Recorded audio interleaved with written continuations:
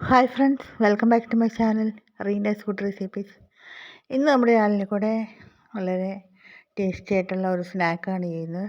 സേമിയയും നേന്ത്രപ്പഴവും ഉപയോഗിച്ചിട്ടുള്ള നല്ലൊരു സ്നാക്കാണ്. ഇഫ്താറിനൊക്കെ യോജിക്കുന്ന ഒരു സ്നാക്ക് തന്നെയാണ്. ചാനലൊന്ന് സപ്പോർട്ട് ചെയ്യാൻ കാണുന്ന സബ്സ്ക്രൈബ് എന്നുള്ള ഓപ്ഷനിലൊന്ന് ടച്ച് ചെയ്യുക. അപ്പോൾ ഒരു ബെല്ലൈക്കൺ വരും, അതൊന്ന് ആക്ടിവേറ്റ് ചെയ്യുക.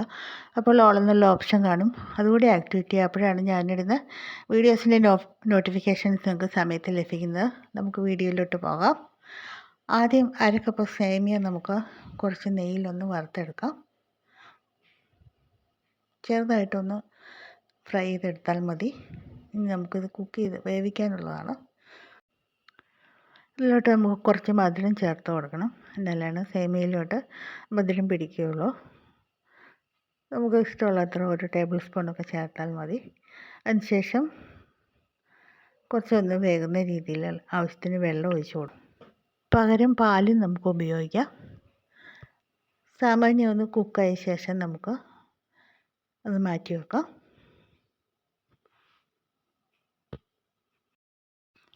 ഇനി നമുക്ക് കുറച്ച് നെയ്യ് ഒഴിച്ച് 2 നേന്ത്രപ്പഴം ചെറുതായി കട്ട് ചെയ്ത് ഒന്ന് വഴറ്റിയെടുക്കാം. കറിയുടെ ടേസ്റ്റ് ഇല്ലാത്തത് എടുക്കാനായിട്ട് ശ്രദ്ധിക്കുക.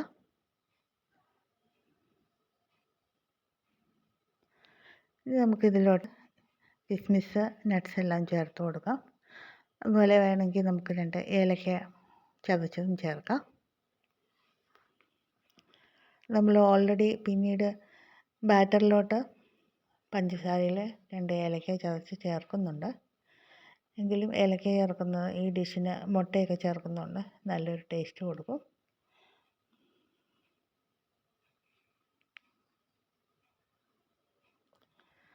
നന്നായി വഴന്ന ശേഷം നേന്ത്രപ്പഴം മാറ്റി വെക്കുക.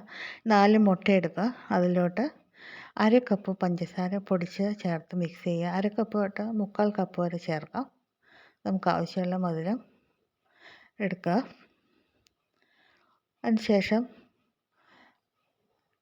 സ്പെഷ്യലായിട്ട് ഇൻഗ്രീഡിയൻറ്റ് ചേർക്കുന്ന 2 ടീസ്പൂൺ കസ്റ്റാർഡ് പൗഡറും 10 രൂപയുടെ 2 ചെറിയ പാക്കറ്റ് മിൽക്ക് പൗഡറും കൂടെ കുറച്ച് വെള്ളത്തിലോട്ട് ഒന്ന് മിക്സ് ചെയ്യുകയാണ്. ആ മിക്സും കൂടെ നമ്മൾ ഈ മുട്ടയുടെ മിക്സിലോട്ട് ചേർത്ത് ഇളക്കുന്നുണ്ട്.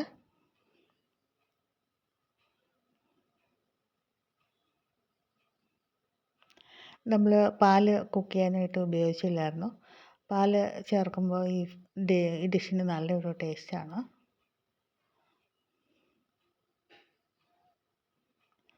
ഇത് ചേർക്കുമ്പോൾ നമ്മുടെ ഈ സ്നാക്ക് കുറച്ചുകൂടി ഒരു കട്ടി ഉറപ്പുള്ളതായി മാറുകയും ചെയ്യും. ഈ സമയത്ത് നമുക്ക് വേണമെങ്കിൽ കുറച്ച് വനില എസൻസോ മറ്റ് എസൻസുകൾ നമുക്ക് ഇഷ്ടമുള്ള ടേസ്റ്റ് ഉണ്ടെങ്കിൽ ചേർത്ത് കൊടുക്കാം. ഏലക്ക മാത്രം മതിയെങ്കിൽ വേറെ ഒന്നും ചേർക്കണ്ട. ഇനി എല്ലാം കൂടി ഒന്ന് മിക്സ് ചെയ്തെടുക്കുക.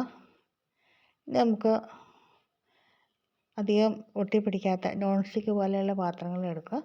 അതിൽ നെയ്യ് തടവിയ ശേഷം അടിയിൽ വേറൊരു കോമണായിട്ട് നമ്മൾ ഉപയോഗിക്കാത്ത ഒരു പാത്രം വെച്ച ശേഷം അതിലോട്ട് നമ്മുടെ കൂട്ടൊഴിക്കുക. കൂട്ടൊഴിച്ച ശേഷം നന്നായി അടച്ചു വെച്ച് വേവിക്കുക. ഏകദേശം 10-15 മിനിറ്റ് കൊണ്ട് തന്നെ ഇത് റെഡിയായി വരും. തീ അധികം കൊടുക്കാതെ നോക്കുക. ഒരു ആവറേജ് തീയിലിട്ട് വേവിക്കുക, അല്ലെങ്കിൽ അടിവശം കരിഞ്ഞു പോകാൻ ഇടയുണ്ട്. നമുക്ക് നല്ല കേക്ക് പോലെ നമുക്ക് ഈസിയായിട്ട് കട്ട് ചെയ്തെടുക്കാനും പറ്റുന്നുണ്ട്. എല്ലാവരും ട്രൈ ചെയ്യുക. നമുക്ക് ഈവനിങ് സ്നാക്കായിട്ടും ഉപയോഗിക്കാം. കുട്ടികൾക്കൊക്കെ ഇഷ്ടപ്പെടുന്നതാണ്. പിന്നെ മുട്ടയും പഴവും എല്ലാം ചേർത്തുകൊണ്ട് ഹെൽത്തിയാണ്. Thank you for watching.